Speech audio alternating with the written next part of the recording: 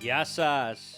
What happens when you take two vibrant brothers that are descendants from the Greeks in Constantinople, embracing their American roots, and then ask them to serve up rich tales of traditions, cuisine, childhood memories, and a hearty dose of humor? You're about to find out. This is Baklava and Banter, your passport to all things Greek. Was that mom on the phone? Yeah, it's the daily check-in. Wanted to let me know that she went to the nursery. Last time we were there, they didn't have any plants available, but they've got trays of plants there. So she let me know 3 trays for $5. It's a bargain. So today, plants, no food discounts, no food specials. Well, it's kind of those places that's like they have Yeah. produce and everything like that at a reduced cost, but they also have like a side store that does Right. plants. Right. And listen, we were there. I bought a beautiful, beautiful hibiscus tree for $15. Like this thing, no, seriously, this thing, I looked at the price. Lowe's wanted $95 for the same tray. Yeah. Yeah. Makes the yard look very tropical. So, hey, everybody, welcome to this episode of Baklava and Banter. I'm Petraki, and you are? Soto. Yes. So, sir, what is on the topic today? Well, That sounded What? so special out of me. What is on the topic today? What is the topic of discussion today as the little bus pulls away? Why don't we, since it's top of mind, let's talk about our friends over at Teton Foods, because I think that's Yes.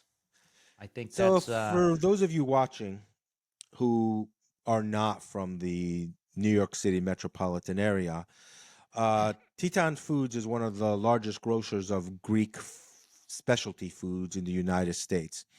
They've been in business for 40 years, but last week of June, I believe June 30th, was their last day because the landlord at the time decided to sell the building. So the current owners of the business, Stavroula and Costa Mastores, put out a comment through their daughter Anna to say that they are currently looking for a new location, and they will inform those in the Greek community on where that location will be. However, their online store, which I believe is Optima Foods, is available and fully stocked. So if anybody needs to make orders from there, because I do believe they ship throughout the continental United States, you can put your orders in there. But like we were talking about this before, God, I would have loved to have been there when they got the call that the landlord sold the building. Man, I would just like that, I mean, that's yeah, it's just crazy. I mean just that, go ahead. and I was going to say the place is an institution, and it's just sad because I think the first time I went, it's like I'm just going to pull up a chair and just hang out here all day and nosh. Yeah. Yeah, Um, and it's one of those places we were there not a few months ago, and you right. walk in there, and the nice thing, it's one of those places you see all the familiar faces. If you need to practice your Greek, you go in there, you practice your Greek. That's exactly right. But listen, but if you're at the deli section, you're getting your feta cheese over there, and you need to get your basturma. Listen, you better tell them that's the last thing you're gonna get. Because when you tell them you need 2 pounds, it's like an Olympic event when they're whipping that thing out. Right, and that's just Yeah. for the car ride home. Yeah, Usually, you make a sandwich, exactly. For but the car ride home. Why don't you tell everybody who we are, what we're about, and what yeah, our for all practical sense, what our mission statement is.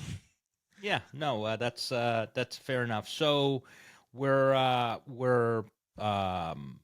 obviously, or maybe not obviously, we're brothers. We're the oldest of 4 siblings in our family. Um, our myself included, our parents, grandparents, and so forth, our ancestry, our family goes back to the Greeks that originated in Constantinople, what is modern day Istanbul, and prior to that, going all the way back to the Byzantine Empire and so forth. And so um, it's an incredibly rich culture. I think part of what became the genesis of doing something like this podcast is that you grew up. I mean, I was 2 years old when I came to this country, but basically, I'm raised in this country. Um, Petrakis was born here, but to kind of be there and to live through as both Gen Xers in the United States, living outside of, within 50 miles of New York City, you don't realize both the benefits, the opportunities, and then the lens that you look at the world through. Um, uh, the when we talk about it all the time. When my Big Fat Greek Wedding came out, that was the first time, certainly for us, for a lot of people, that somebody actually created a storyline that was very specific to Greeks. Even though you could say, well, you could have, it could have been Italians, it could have been so forth, but it's very specific to Greeks. Anybody who's Greek could probably relate with so many things. And the funny thing is, we each memorized a favorite part of that because it resonated. The one person that didn't get it was our mother, and we said because she could have been part of the cast. So the goal, the mission statement, if you will, with this is to take um, our upbringing, our culture, sort of our stories, love of food, which you have to have in there, and then just from an episode to episode basis is kind of bringing all that together. If you're listening to this hoping that you will become um, you'll be able to speak Greek very well. Maybe not the show for you. We will certainly throw the language in there. We are both, in case anybody asks, we both went to Greek school. Oh yeah. Growing up along with regular school, so we're both fluent in the language. Our parents, having grown up in Constantinople, are fluent in Greek and Turkish. They use it interchangeably, mostly to try to hide stuff from us, but we learned quickly. And so English for them was really a third language. Um, and so that was the genesis of this, is we thought we haven't found another podcast that's quite like this. When you look up Greek podcasts, it's either podcasts that are filmed and so forth in Greek, or it's podcasts to learn Greek. And we thought, what if we take a little different approach? And this is also where you'll hear us say it a couple of times. We want to hear your stories. We want to hear if you have questions for us, comments when we talk about some of our favorite places like Teton Foods. Nobody is sponsoring us, by the way. So whether it's Teton or anybody else we talk about it because we believe in what they do. We love them, and we think if we have a platform, then we want to talk about it. So Yeah. here we are. Yeah, and you don't necessarily have to be Greek to respond. I think Yeah, any exactly. person, any nationality, no matter what country is your country of origin, there's a common theme. There's a lot of things that we've experienced, especially if you're born in this country or came at an early age, that you experienced that were similar to us, because everybody has to cross that. There's that immanageable line from how your parents brought you up to what the American culture is. So it's always, for us, you had to constantly be butting heads. It was like, you know, and eventually, it took a few decades, but, we broke through. So, Yeah, we didn't have a quiet household, and conversely, and I don't mean that it was that everybody was fighting. We just had a tendency for everyone to speak loudly. yeah, everybody talks loud. Everybody talks loud. So it's And it took a so- while for people who you had over to understand that they just talk loud. They're not Yeah. fighting Yeah. because everybody's trying to get in edgewise, a word in edgewise, and because Greeks are always right, since Right. Well, you know, they said it in the movie, you invented language and, yeah, and all the other things. yeah, But food, I know when I mentioned to some friends about doing this and we talked about, and I mentioned that we're going to talk about food, the first thing that somebody said is, "Oh, you're going to be cooking." Like, no, I don't think freaking we're at the point cooking. now we're going to be What the cooking frick is this? online. Yeah, what the But freaking cooking? Jesus Christ! I think food is, food is important. You'll certainly hear a lot of stories about it. Our mother is an incredible cook. We were fortunate, growing up, especially with we would have dinner parties either because it was a holiday or because you just needed a dinner party that was close friends and or relatives. We had second cousins and so forth that lived near us in New Jersey, and we used to hang around all the time. We were probably closest to them than anybody else. Um, but it was always you never had to worry about not having enough to eat, and if you didn't eat, there was going to be hell to pay because you Yeah, always ate. And if it yeah, was a holiday, it was like I talk about this all the time. If it was an American holiday like a Thanksgiving, not only would there be every traditional American Thanksgiving dish, because to my mother, roasting a turkey is big deal. Oh, you make it the mashed potatoes, big deal. hmm, So not only did she have all of that, but then she had every classical Greek and or Turkish dish because there was a lot of intertwining there between cultures on the table, and so it was always. I don't think we ever invited anybody and they said, "Yeah, I'm busy doing something else." yeah.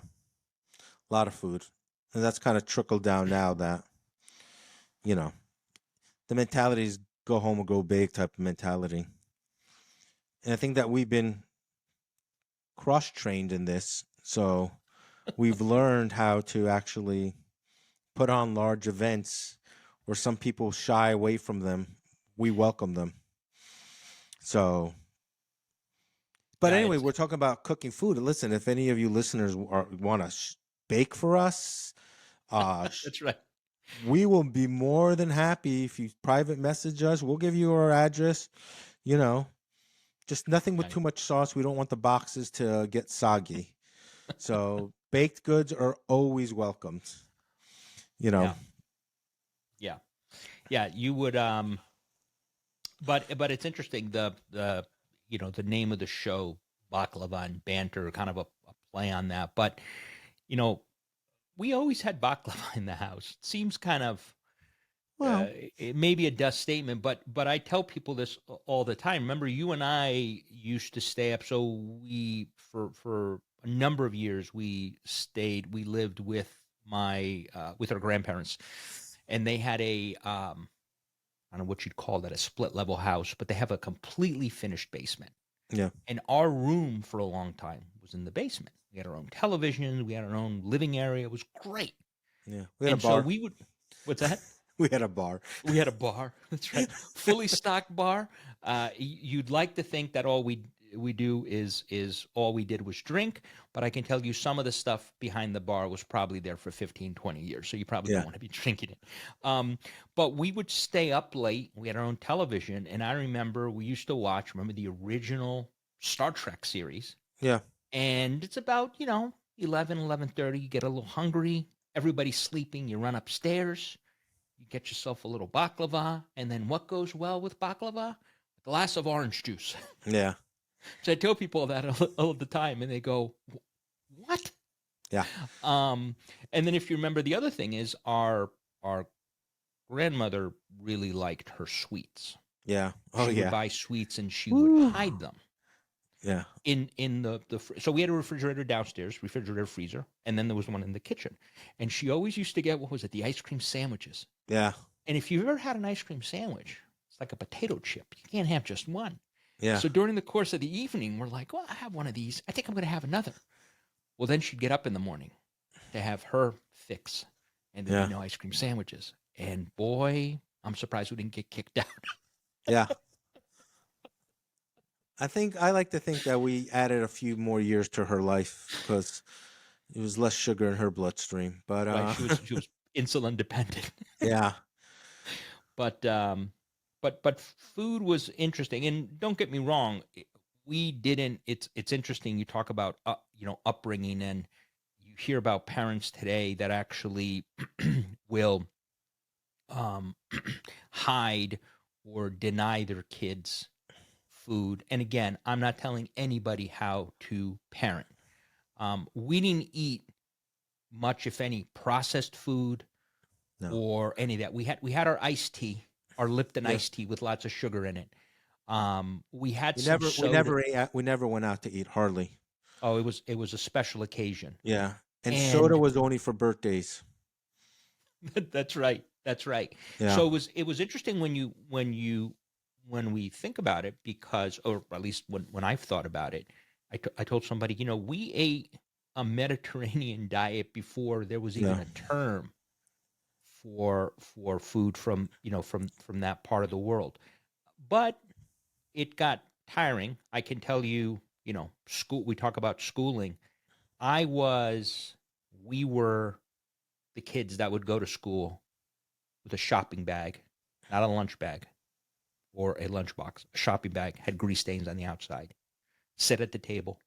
Your friends pull out the bologna and cheese, the tuna sandwich, and you've got leftover moussaka from last night. Nobody wants to trade. So it was for me, having grown up very shy as well. It was tough because I felt like an outsider. And I remember for a long time saying, why are we having dolmadakia, or why are we having something else that we eat on a regular basis? Why can't I just have pot roast? Because that's what my friend is having. Only later on did I realize, boy, did we eat better than most people. well, I think a lot of people feel that way, especially if you're foreigners, about feeling how inclusive you are. Sure. But we're talking about things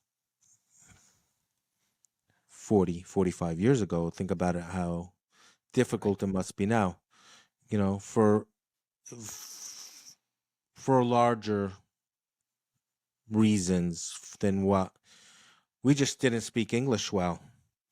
You know, you see our, their lifestyle.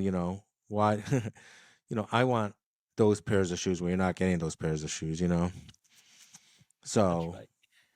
That's right. but now, like you said, it's much more. I think we appreciate it more now than we did when we were younger. There is just like, to see now, uh, especially people who are removed 4 or 5 generations from when their ancestors came.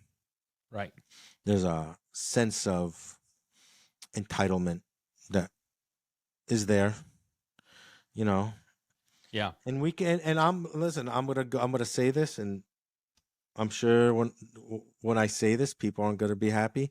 Even within our own nephews, there are a little sense of entitlement there that they don't understand the hardships that Right.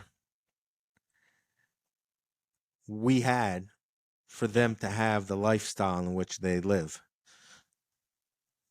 And they think they have it rough. They don't know what Right. rough is, you Right. know. I mean, there was a lot in that upbringing too that was very similar to what you hear from anybody from that Gen X that we're a part of. We're always outside.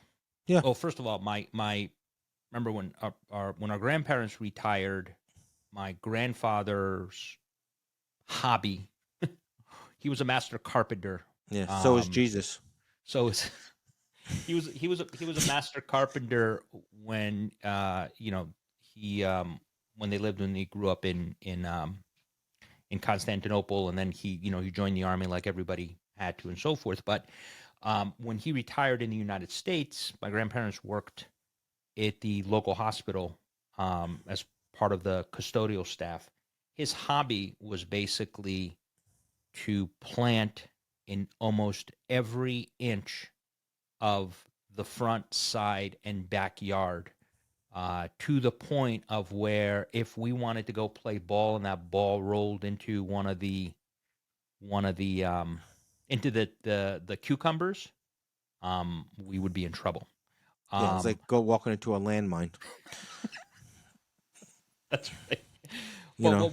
But what you got out of that is you got constant, constant produce, and then when we used to go in the summers, we used to go down to the Jersey Shore, and we used to stop and pick up the fish off the boats, Yeah. and so that was and so that's why we every now and then we'd get there'd be some steaks, and with the steaks would be a Yeah. side of homemade French fries. Yeah. And I tell this to people all the time. All signs of proper behavior at the table went out the window when that bowl of fries. Because I was the only, and there was 8 of us at one point with my grandparents. One bowl of French fries. There was no secondary backup. We'll just put some more in the air fryer back then or anything else. And they were cooked, I think, in like butter and oil, right? I mean, they Yeah. were. Yeah.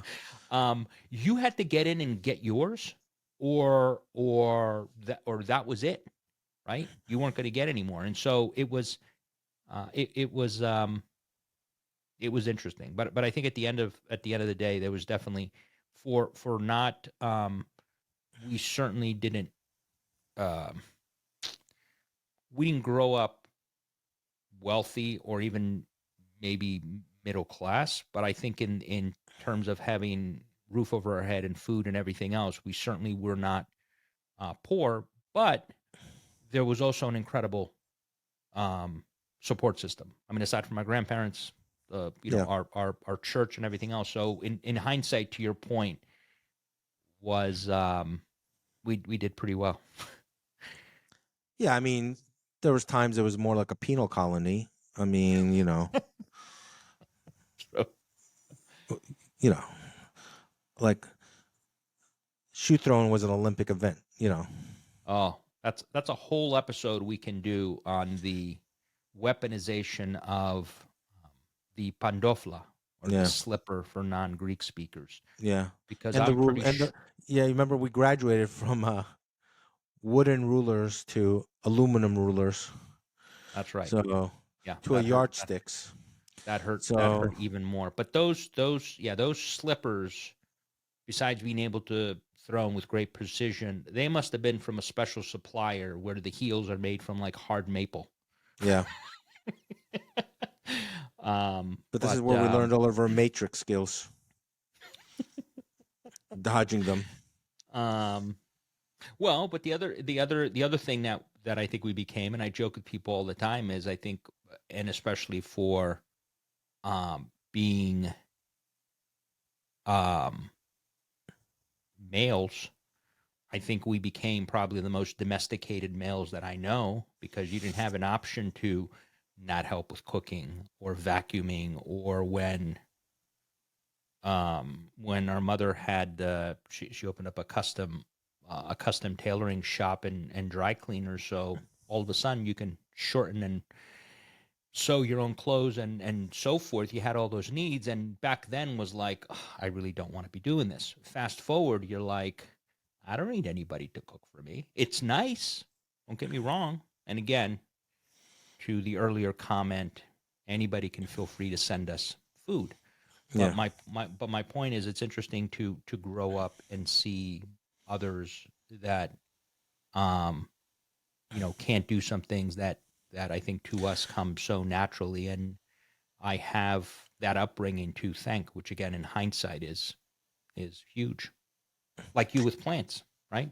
You talked Oh about yeah. mom Like buying the plants, and we talked about our grandfather. yeah. I have He's a Natural Geographic jungle backyard now. So yeah, exactly. so so I'm told by our mother, who is also fanatic about planting, that I have too many plants now. Yeah. Listen, who doesn't need a banana tree? Everybody needs a banana tree.